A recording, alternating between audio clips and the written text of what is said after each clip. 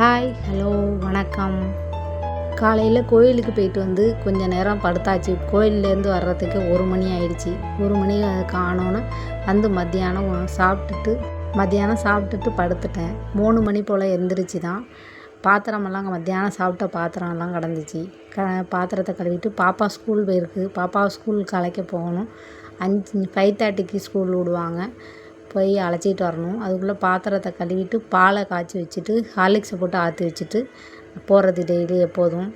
அதான் பாத்திரத்தை கழுவிக்கிட்டு இருக்கேன். பாத்திரத்தை கழுவிட்டு இடையில பாடையும் பார்த்துக்கிறது.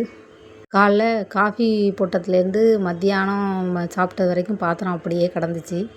மத்தியானம் வந்து கோயிலுக்கு போயிட்டு வந்ததோடு வந்து படுத்துட்டேன். இப்போ தான் பாத்திரத்தை கழுவி தான் காஃபி போட்டுட்டு பாலை ஆற்றி வச்சுட்டு ஸ்கூலுக்கு பிள்ளைய அழைக்க போகணும். பாப்பாவை அழைக்க போகணும்.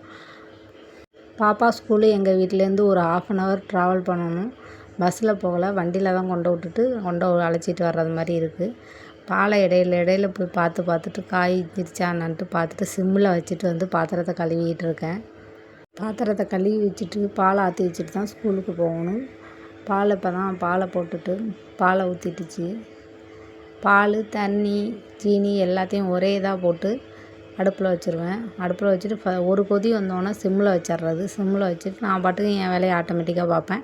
இதான் எங்கள் கிச்சன்னா ரொம்ப பெருசாலாம் இருக்காது. கவுண்டர் டாப்பே ரொம்ப அந்த காலத்தில் ஸ்லாப்பு மாதிரி போடுவாங்க. அதுமாரி போட்டதுனால எண்ணெய் ஊறுது. அதனால் இந்த சீட்டு ஒன்று அந்த இதை போட்டிருக்கோம். சாப்பாட்டுக்கெல்லாம் போடுவாங்கள்ல கல்யாணத்துல எல்லாம், அந்த சீட்டு பேலன்ஸ் இருந்துச்சு.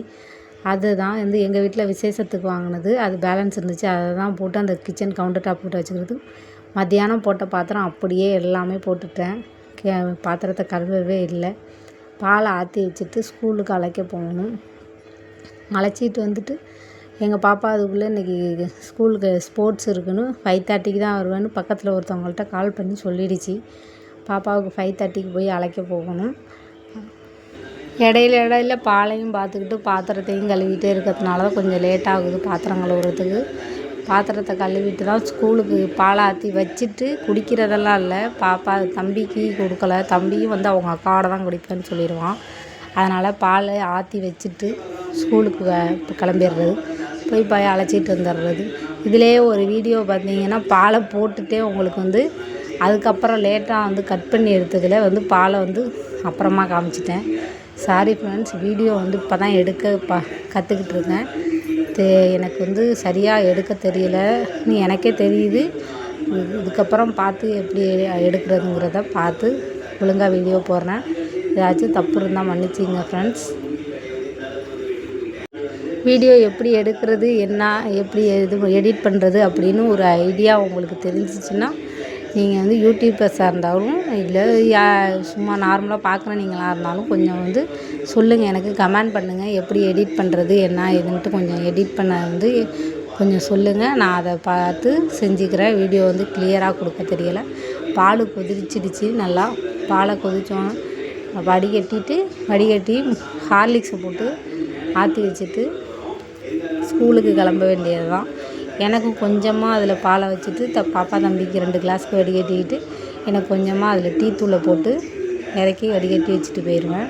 வந்து அந்த டீயை தான் சுட வச்சு தான் வந்து நான் வர்றதுக்குள்ளேயே அந்த டீ ஆறிடும். ரொம்ப பாப்பா தம்பிக்கு வந்து ஓரளவுக்கு ஆற்றாமல் ஆறினதே போதும். அந்த அளவுக்கு ஒரு குடிக்கிற ஒரு ஸ்டேஜில் இருக்கும்.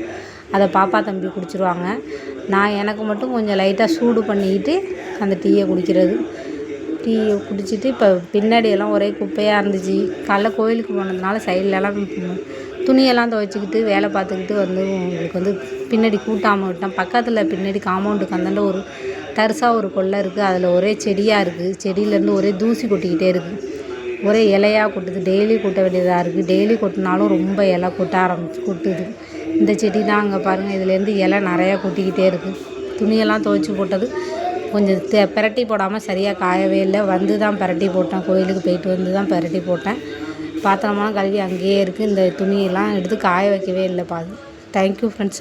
சாயந்தரம் சாமி கும்பிட்டுட்டு இதோட வீடியோவை முடிச்சுக்கிறேன் ஃப்ரெண்ட்ஸ். தேங்க்யூ.